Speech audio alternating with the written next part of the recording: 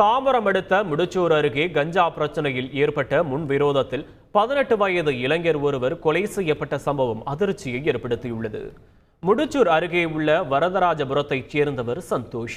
இவரை அதே பகுதியைச் சேர்ந்த சூரியகாந்த் என்ற இளைஞர் தாக்கி கஞ்சா மற்றும் செல்போனை பறித்து சென்றதாக கூறப்படுகிறது.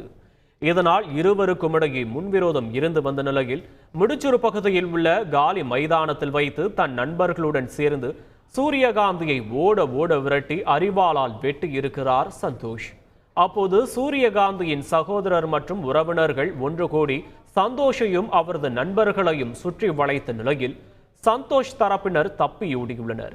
இதில் சந்தோஷின் நண்பரான விக்னேஷ் என்பவர் மட்டும் சூரியகாந்தியின் தரப்பினரிடம் சிக்கிக் கொண்டதில் 18 வயது இளைஞரான அவரை கும்பல் அரிவாளால் வெட்டி படுகொலை செய்துள்ளது. சம்பவம் குறித்து வழக்கு பதிவு செய்துள்ள போலீசார் தீவிர விசாரணை நடத்தி வரும் நிலையில்